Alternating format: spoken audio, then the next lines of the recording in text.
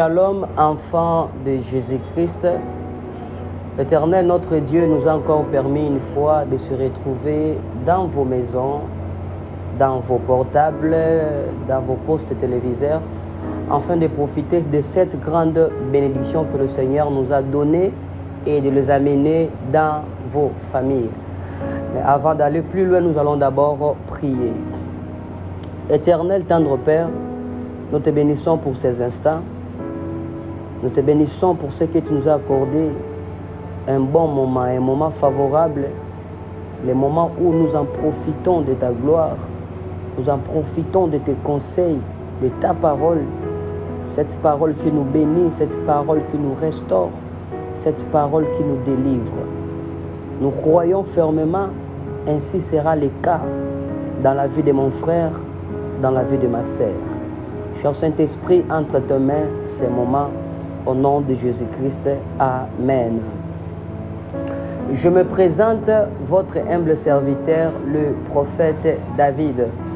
Alors aujourd'hui, j'ai une très bonne nouvelle pour toi, cher bien-aimé, frères et sœurs. Ne zappez pas ces vidéos. Je vous prierai, avant que j'aille plus loin, abonnez-vous sur nos différentes chaînes, entre autres YouTube, Facebook, TikTok, Instagram. Partout vous allez rencontrer cette vidéo. N'hésitez pas de vous abonner car nous avons de belles choses que le Seigneur dépose chaque nuit pendant des moments de prière, pendant des moments d'intimité, pendant des moments d'obéissance que le Seigneur dépose des choses dans notre esprit et ces choses-là sont destinées aux enfants de Dieu d'en profiter. Alors aujourd'hui, si tu aimes ta vie, si tu as besoin de réussir, si tu as besoin d'être épanoui dans la vie, tu dois avoir le temps de prendre ta chaise et écouter la bonne nouvelle que j'ai pour toi. Aujourd'hui, je vais te parler de ce qu'on appelle la vision. Je t'amène le cycle pour concrétiser une vision claire. Je t'amène le cycle pour concrétiser une vision qui est claire. Alors, bien-aimés dans le Seigneur, je vais ouvrir ma Bible. Nous allons lire ensemble avec vous ces deux passages. Après ces deux passages, je vais remettre ma Bible et puis nous allons avancer dans cette optique-là. Alors, soyez connectés, ne perdez pas même une minute. Je vais lire dans Psaume 89, le verset 20. La Bible dit ceci. Alors tu parlas dans une vision à tes fidèles et tu dis, j'ai prêté mon secours à un héros et j'ai élevé du milieu du peuple un jeune homme. J'ajoute le dernier passage, ça sera Proverbe 29, verset 18. Écoutez bien ceci. Quand il n'y a pas de vision, le peuple est sans frein. Heureux celui qui observe la loi. Parole du Seigneur. Alors, bien-aimés dans le Seigneur, je suis très fier de vous retrouver pendant ce moment. Alors, écoutez-moi très attentivement. Mon message de ce soir, de ce matin, ça dépend de l'heure où vous tombez sur la vidéo, c'est la vision. Je vais te donner le cycle pour concrétiser une vision qui est claire. Bien-aimé, j'aimerais dire à une personne qui a l'occasion de me suivre, tu dois savoir qu'aucune personne sur la terre sera heureuse de vivre sa vie sans avoir une vision, sans connaître où est-ce que je vais, d'où est-ce que je viens, d'où est-ce que je suis, qu'est-ce que je dois faire, qui je dois approcher, qu'est-ce que je ne peux pas toucher et qu'est-ce que je peux toucher.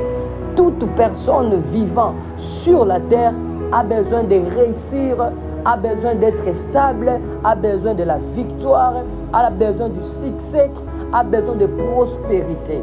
Et la parole de Dieu déclare que Dieu souhaite que toi, que tu puisses prospérer en tous égards selon l'état de ton âme.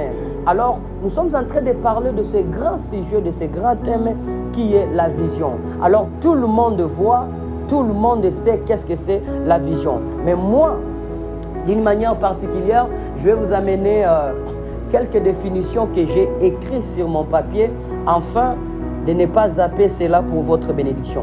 Pour moi, qu'est-ce que c'est qu'on appelle la vision claire? La vision est une conception en esprit ou par les yeux du corps d'une réalité surnaturelle que tu veux amener sur la terre. Et en d'autres termes, Dieu nous dira, la vision est une révélation de Dieu dans notre esprit. Ce que tu vois sur le plan spirituel pour ta vie, ce que tu programmes sur le plan spirituel pour ta vie, ce que tu prétends devenir demain, ce que tu as la foi, la certitude que coûte, je deviendrai cette personne. La personne que tu aperçois au-dedans de toi, c'est de cette personne-là que je vais parler. La personne qui n'est pas concrète aujourd'hui. Tu traverses aujourd'hui des réalités controverses. Il y a la diversité des problèmes autour de toi. Il y a la diversité des confusions autour de ta personne.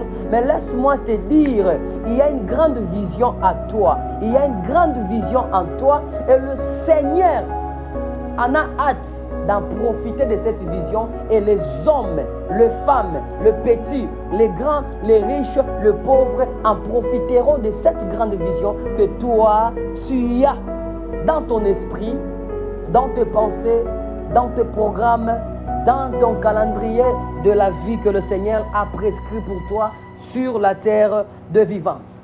Vous voyez, la vision est une révélation. La réalité de ta personne sur la terre, c'est ta vision. Ta vision, c'est ta mission. Ce que toi tu vois, tu as le droit de le voir parce que c'est un autre toi dans le monde spirituel et qui pense par le plan céleste d'être concrétisé dans le monde physique. Et c'est ça la vie. La vie est une abréviation. Par définition, par explication de chaque lettre de la vie, nous avons 3 lettres lorsqu'on parle de la vie. Nous avons la lettre V, nous avons la lettre I et nous avons la lettre E. La lettre V signifie la vision. La lettre I signifie l'intelligence. La lettre E signifie l'économie. Dans la vision, tu as besoin de l'intelligence, tu as besoin de l'économie. Alors, je suis en train de poursuivre. Je cours derrière le temps. Toi qui as la vision, toi qui rêves, c'est quoi le rôle de la vision? Attention, c'est quoi l'importance de la vision dans la vie de l'homme? La vision, tout d'abord, te fera croire, ramènera la confiance en toi. La vision te portera l'autoconfiance de soi-même, disant que je ne suis pas un produit raté de Dieu sur la terre. Je ne suis pas un hasard sur la terre. Celui qui a la vision, c'est la personne en qui Dieu s'est investi pour une raison sous le soleil. Parce que j'aimerais te dire, lors de la création de Dieu, lors de la création du monde, le Seigneur créa la terre, le ciel, les eaux, les oiseaux et tout ce que vous connaissez. Le Seigneur, lorsqu'il créa, après avoir donné existence à toutes ces choses, il disait toujours que c'est bon.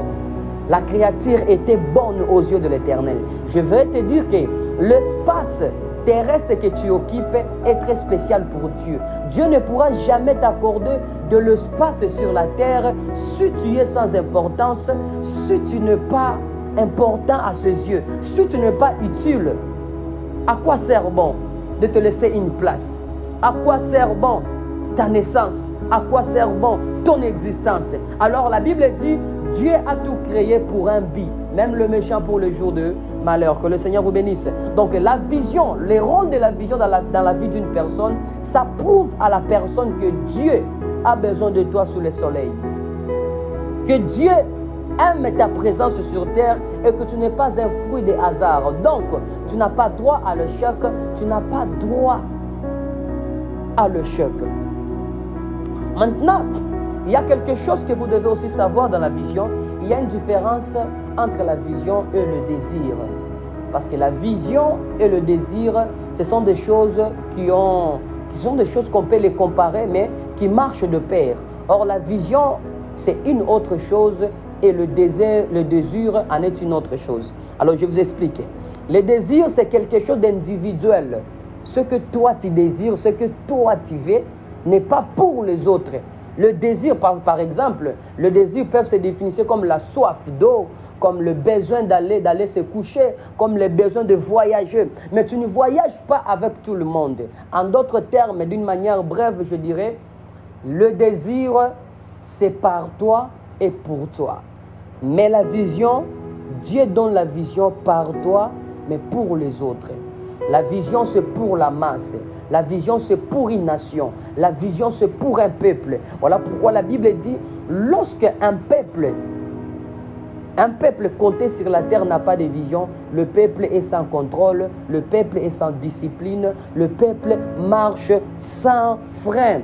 Voilà pourquoi l'importance de la vision, Dieu donne des visions à ceux fidèles. C'est-à-dire, pour Dieu, la vision représente une des grands trésors sur la terre. Et d'où est ta vision, d'où est ton cœur, d'où est ton esprit, d'où est ton comportement, tes caractères.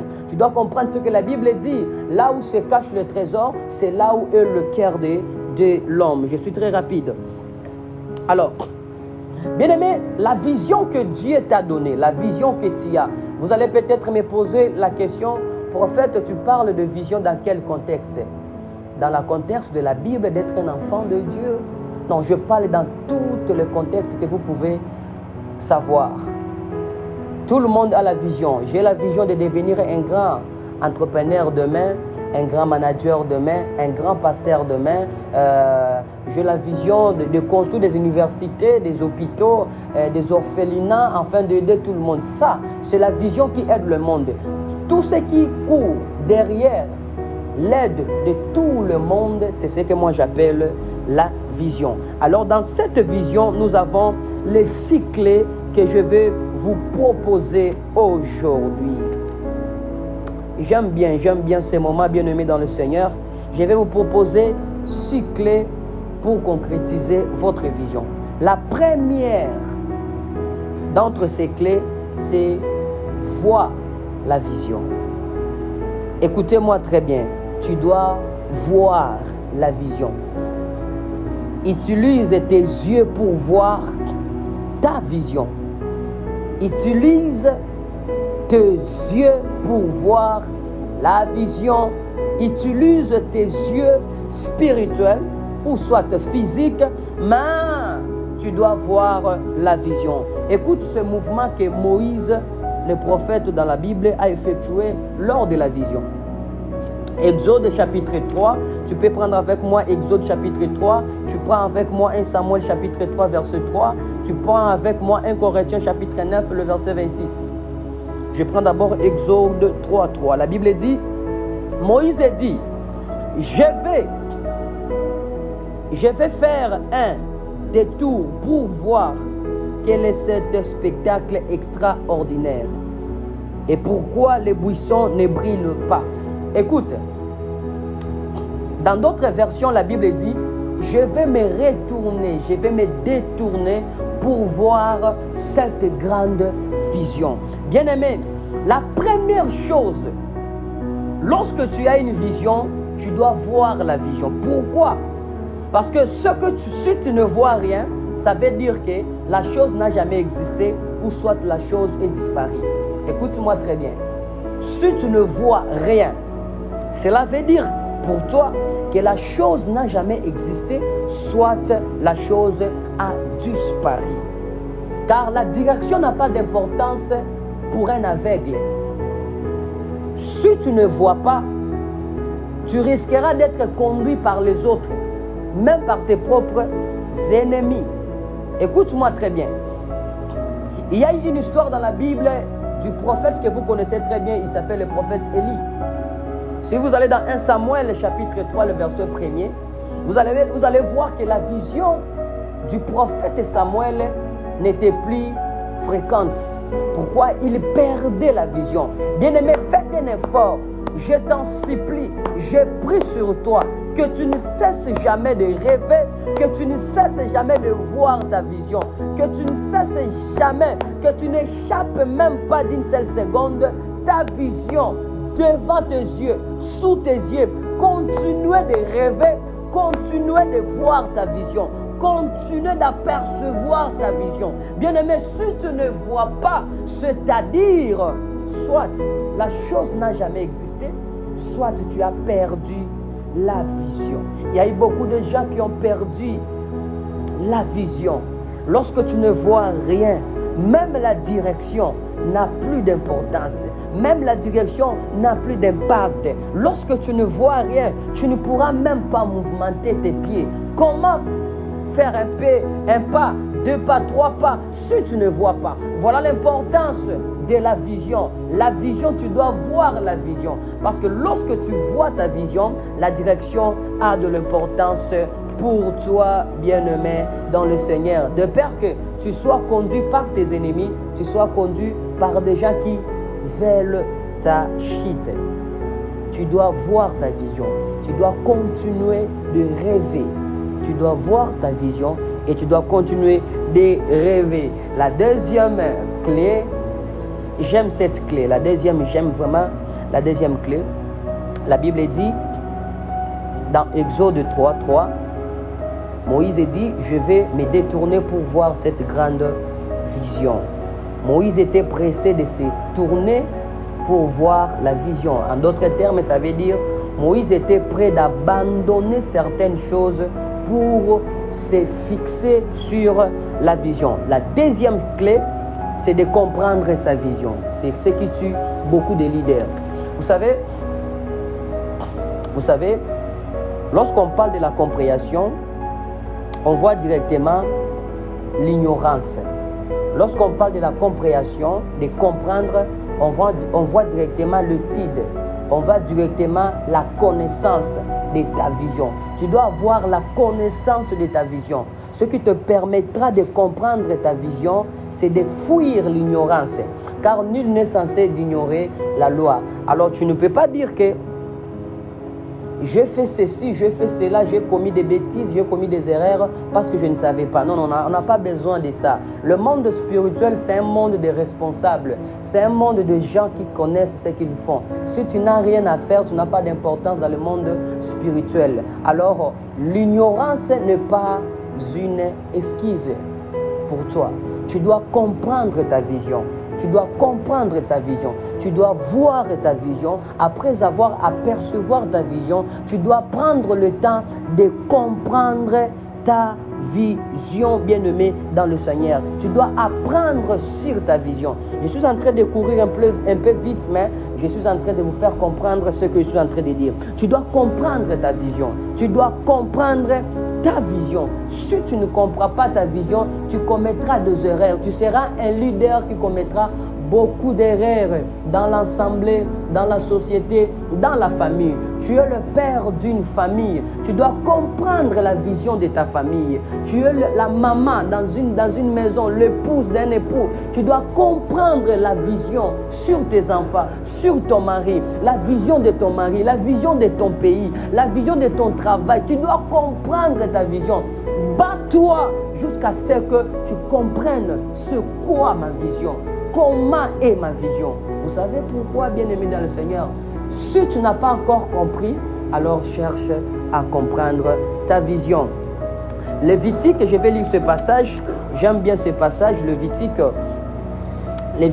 chapitre 5, le verset 17. Ouvre avec moi ta Bible. Écoute ce que la Bible dit. J'aime ça. C'est Dieu qui le dit. Il dit, si quelqu'un pêche en commettant sans le savoir contre l'un des commandements de l'Éternel, les actes illicites, il se prendra coupable et portera le poids de sa faute. Tu comprends? Ici, c'est Dieu qui dit, si quelqu'un a péché, après avoir commettre ce péché, tu viens dire aux gens que je ne savais pas la loi qui interdisait ce péché. Dieu dit, tu porteras le poids de ta faute. Donc ici pour Dieu, Dieu n'a pas besoin des ignorants. Dans la vision, tu dois comprendre ta vision, bien-aimé dans le Seigneur. Ne dis pas, aujourd'hui, je ne peux pas faire ça parce que je ne sais pas. Non, tu dois faire ce qui est attaché à ta vision, c'est ça. Le rôle que tu dois faire dans la vision, tu dois comprendre ta vision. Tu as besoin de soi si tu dis si tu veux aller très loin avec Dieu. Et troisième clé, explique ta vision. Bien-aimé dans le Seigneur, il y a eu un moment, un grand prophète parmi les prophètes majeurs, il s'appelle Daniel. Daniel chapitre 1er verset 17, la Bible dit, Daniel expliqua la vision. On explique que ce qu'on a vu, on explique que ce qu'on a compris, on explique que ce qu'on a maîtrisé. Bien-aimé, il y a beaucoup de leaders qui ont des difficultés, l'absence de l'explication de leur vision. Je pose à un leader, c'est quoi ta vision? Quelle est la vision que tu as pour ce pays? Il est incapable de donner sa vision sur le pays. Il est incapable de donner sa vision pour sa famille. Un père qui est incapable de donner sa vision pour sa femme, pour ses enfants. Une femme qui est incapable de donner sa vision sur la vie de son mari, sur le travail de son mari, sur l'avenir de ses enfants. Je vous dis, si tu n'as rien à expliquer au sujet de ta vision, le monde parlera à ta place. Et lorsque les hommes parleront à ta place, ça ne sera pas de ta vision qu'ils parleront, ça sera de leur perspective sur toi qu'ils parleront. Alors, tu dois démontrer ta vision. Tu dois faire attendre nettement tes pensées, le pensée de ta vision. Tu dois faire attendre nettement, avec beaucoup d'honnêteté, avec beaucoup de spécificité, ta vision. Tu dois expliquer ta vision. Si tu as vu ta vision, si tu as compris ta vision, alors explique ta vision. Que l'Éternel Dieu vous bénisse. Alors écoute, la quatrième d'entre ces clés, j'aime aussi cette clé, c'est ce que moi j'appelle la lite. La lite. Je vais lire un passage que tout le monde a déjà maîtrisé, ce passage, c'est Genèse, chapitre... Tu dois lutter pour ta vision. Tu dois lutter pour ta vision. Genèse chapitre 32. Ouvre ta Bible avec moi. Pendant des moments d'enseignement, il faut avoir beaucoup de précision parce que nous ne parlons pas des mots des hommes, mais c'est une parole venant de Dieu. Genèse 32, verset 28. Écoute ce que la Bible dit. L'homme lui dit, « Quel est ton nom ?» Il répondit, « Jacob. » 29. L'homme reprit, « Jacob ne sera plus le nom qu'on te donnera, mais Israël, car tu as lutté avec Dieu et avec les hommes. » Écoute, la vision que tu as vue, la vision que tu as compris, la vision que tu peux expliquer, parce que tu as la maîtrise de ta vision, tu dois maintenant lutter pour ta vision. Tu sais pourquoi tu dois lutter? Parce qu'il y a des hommes qui vont s'opposer à ta vision, et il y a aussi l'ennemi, le plus grand ennemi des hommes, c'est le diable. Lui aussi va faire en sorte que les plans de ta vision, ou soit de ta vision, soient interférés. Alors pour ça, tu dois lutter pour ta vision. Écoute cet homme que vous connaissez, Jacob. Lorsque Jacob est né avec son frère, le choix de Dieu était porté sur Jacob. Le secret de la vision de Jacob, c'est sa mère qui possédait cela. C'est sa mère qui connaissait. C'est à sa mère que Dieu a dit, dans ton ventre, il y a 2 nations. Mais moi, je choisis Jacob. Alors, lorsque Jacob est né, il a tout fait pour ne pas rater ce qui était à lui, la bénédiction de son père, la bénédiction des fils aînés. Jacob a pris la place de son frère. Jacob a pris la bénédiction de son frère. Et chose grave, alors que Jacob marchait dans sa vie, Jacob a compris que j'ai une grande vision, j'ai une grande destinée, mais je dois lutter pour ça. Maintenant, Jacob est allé se battre. Jacob est allé confronter avec Dieu. Pas seulement Dieu, mais avec les hommes. La Bible nous dit ici, Jacob a combattu toute la nuit avec l'ange de l'Éternel. Lorsque la Bible parle de l'ange de l'Éternel, c'est directement l'Éternel c'est de l'Éternel lui-même qu'il s'agit ici. Alors Jacob a lutté avec l'ange de l'Éternel toute la nuit. Et alors que le matin arrivait, l'ange demanda à Jacob, l'ange supplia Jacob de lui laisser partir parce que la journée faisait déjà son apparition. Mais Jacob était déterminé dans sa lutte. Jacob n'était pas encore prêt à abandonner. Jacob a lutté comme rite. Et à la fin, c'était quoi le résultat de la lutte de Jacob? Jacob a reçu une grande bénédiction. Son nom est changé de Jacob à Israël. Il est devenu le père d'une grande multitude. Souviens-toi aussi de l'histoire de la servante de Dieu que j'apprécie beaucoup son histoire. L'histoire de la sœur Ruth dans la Bible, qui était la belle-sœur à Naomi. Vous savez, la belle-fille de Naomi. Ils étaient deux, il était Orpa, il y avait Orpa, il y avait aussi Ruth. Ils ont perdu leur mari. Après un moment, leur belle-mère le demanda de rentrer auprès de leur famille. Orpa baisa sa belle-mère et lui dit, pourquoi Dieu t'a appelé? Je ne sais pas ce qui est ta vision. Tu as la vision de devenir peut-être un ministre d'État. Tu as la vision peut-être d'avoir une grande entreprise. Tu as la vision de devenir un grand pasteur. Je ne sais pas dans quel domaine, mais dans cette vision-là, il y a des réalités qui se manifestent comme un chaos. Il y a des réalités qui se présentent comme... la vision s'arrête ici.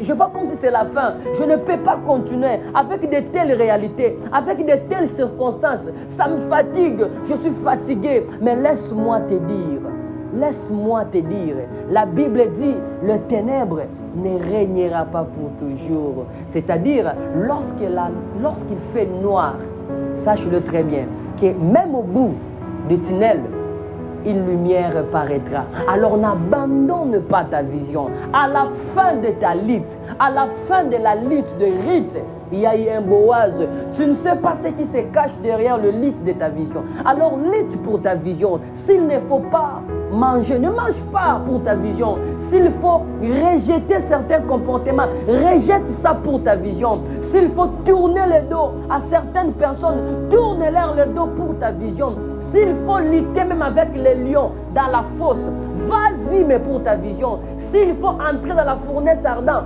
vas-y pour ta vision. Tu dois lutter. Je t'en supplie de lutter. Je te demande de lutter. Tu es dans la bonne voie et le Seigneur est avec toi. Tu dois lutter. Vas-y, lutte. Vas-y, lutte. Imaginez le bien-aimé David que vous connaissez dans la Bible. Il avait la vision de devenir le roi d'Israël. Mais il pouvait passer par où? Il n'avait pas de relation. Il n'avait pas une personne qui pouvait le recommander au trône. Mais il avait l'huile royale. Il avait l'onction royale sur sa tête. Mais avant d'y arriver, il devait d'abord lutter. David a lutté pour la vision. Il a terrassé Goliath. Même lorsque le roi Saoul est venu à sa poursuite pour lui ôter la vie, David a lutté. Lutte pour ta vie, lutte pour ta vision, lutte pour la vision de ton mari, lutte pour la vision de ta femme, lutte pour la vision de vos enfants, lutte pour l'avenir de ta famille, lutte pour tes études. Tu as étudié, tu as fini les études, mais ne t'arrête pas là. Tu dois lutter, tu dois lutter, tu dois lutter, car l'Éternel qui aime le lutte est avec toi. J'aime ce que la Bible dit dans Hébreux chapitre 12 verset 4. Nous n'avons pas encore lutté jusqu'au sang. Même s'il s'agit qu'une goutte de sang de ton corps soit versée pour que tu réussisses demain. Vas-y, fais-le. Écoute, je vais donner l'exemple de ce bien-aimé que j'ai toujours aimé. Michael Jackson. Vous serez très surpris de dire que comment un prophète peut parler de Michael Jackson. À cause de sa vision, il a été capable de changer même la couleur de sa peau. Quelle lutte, quel niveau de lutte pour atteindre sa vision. Bien-aimé, tu dois concrétiser ta vision, mais tu as besoin de ces choses. Alors lutte pour ta vision. Lutter pour ta vision. Le Seigneur est avec toi. Ruth n'a pas lutté seulement pour abandonner à un moment donné, parce qu'il y avait le chaos. Il y avait le chaos. Il n'y avait pas à boire, il n'y avait pas à manger. S'il n'y a pas à boire, s'il n'y a pas à manger, où où Ruth avait dormi. Ruth n'avait pas de place pour dormir parce que là-bas, la pauvreté avait doublement frappé la vie de Naomi, a perdu son mari, ses 2 enfants. Il n'y avait pas d'endroit pour eux, il n'y avait pas de maison pour eux, ils n'avaient pas à boire ni à manger. À combien plus forte raison, le vêtement. Et à son retour dans le pays, la Bible dit que Naomi a déclaré qu'elle soit appelée Mara, qui veut dire amertume. Bien-aimé, n'accepte pas que ton nom change, que ton nom ne change pas à l'humiliation, que ton nom ne change pas en amertume, que ton nom ne change pas à le plaire, parce que il y a la souffrance, mais tu dois lutter, Vois la souffrance, vois les blocages, vois les freinages comme une bonne occasion que tu dois prouver que tu es prêt à tout, sauf rien pour ta vision. Que l'Éternel te bénisse. Alors, c'était la quatrième clé, la 5e clé. J'aime aussi ça. Discrète ta vision. Voilà. Vous allez m'excuser. C'est ce qui a fait la chute de plusieurs héros. Je me prépare, je suis en train de préparer un grand enseignement. Comment les héros sont-ils tombés? Je vais vous parler de ces grandes réalités, comment les héros sont-ils tombés. Et parmi les choses qui fait tomber, qui interfèrent la vision, c'est la discrétion. Vous connaissez la discrétion? C'est le secret. Le secret. La discrétion est un ordre, mais avant ça, je vais lire la parole de Dieu. Ici, c'est Dieu qui parle, ce n'est pas moi qui parle. Écoute, Genèse 37, le verset 5. Écoute ce que dit la Bible. Joseph fit un rêve et le rapporta à ses frères qui les haïssent encore davantage. Il haïssait déjà Joseph. Mais lorsque Joseph est venu expliquer les rêves, dévoiler les rêves, il les haïssait encore pour la 2e fois, je ne sais pas pour la 3e fois, je ne sais pas dans quelle dimension. 2e dimension, 3e dimension de haine de ce frère contre la vie de Jacob. Mais, oh my God. Écoute bien aimé dans le Seigneur. La vision que le Seigneur t'a donnée, c'est pour toi. Et ne pense pas que tout le monde sur la terre sera content de voir que c'est toi que l'Éternel a choisi pour porter cette vision-là. Ne crois pas à ces choses-là. Ne pense pas que tout le monde va t'acclamer, même s'il t'acclame. Mais tu ne vois pas le cœur de l'homme. Tu ne vois pas le cœur de l'homme. Le cœur de l'homme est mauvais. Bien-aimé, le cœur de l'homme est très très mauvais. Écoute ce que Dieu dit à Daniel. Daniel chapitre 8, le verset 26. La vision de soir et de matin dont il s'agit est véritablement pour toi. Alors qu'est-ce que tu dois faire? Tiens secrète cette vision. Vous comprenez ce que la Bible dit? Vous pouvez lire aussi dans Matthieu 17, verset 9. Vous pouvez lire aussi Juge 16, verset 6. La Bible nous dit ceci. Dieu dit à Daniel, la vision que je t'ai montrée, la vision que tu as vue, la vision que tu as compris, la vision que tu expliques, c'est pour toi. Alors garde ça secrètement. Écoute, je vais te dire, bien-aimé dans le Seigneur, la discrétion est un ordre divin. La discrétion est une condition. Et la discrétion est une force dans la vie de porteur de vision. Écoute, lorsque le secret reste pour toi-même, ça fera encore ta force. Mais lorsque le secret est divulgué, ça fait ta faiblesse. Juge chapitre 16, le verset 6. Le jour où Samson s'est décidé de livrer son secret, le secret de sa force à Dalila, c'était le jour où sa faiblesse, le secret est changé, le secret s'est transformé à une faiblesse pour la vie de Samson. Alors, bien-aimé dans le Seigneur, ne donne pas le secret de ta vision à tout le monde. Tu ne sais pas qui est qui à côté de toi, qui fait quoi à côté de toi. Ceux qui sont des porteurs de vision, ils sont souvent entourés par des personnes qui contredisent la vision sans que vous puissiez le remarquer. Car le diable connaît ta vision et il est capable de tout faire pour arrêter cela par des personnes pareilles. Alors garde secrètement ce que Dieu t'a donné. Alors, je crois la dernière clé pour finir, c'est interroger les anciens. Écoutez, dans tout ce que l'homme fait, dans le domaine que tu as, dans la vision que tu as, il y a des hommes sur la terre qui t'ont précédé dans cette même vision-là. Tu dois interroger ces hommes-là. Interroge les grands, ceux qui t'ont précédé dans la vision. La même vision que tu portes, il y en a ceux qui l'ont portée avant toi. Il y a des prédécesseurs, ceux qui t'ont précédé dans ces mêmes visions. Alors, cherchez ces personnes-là. Interroge donc ceux de la génération précédente. Sois attentif à l'expérience de leur père. Vous savez, il ne faut pas être orgueilleux lorsque tu as la vision. Sois humble et va. Cherche les gens qui ont porté la même vision comme toi avant ton arrivée sur la terre. Cherche un père qui pourra t'aider dans la vision pour avoir le repère. Parce que celui qui n'a pas de père est sans repère. Cherche un coach. Un coach va t'entraîner. Alors j'étais en train de dire ceci.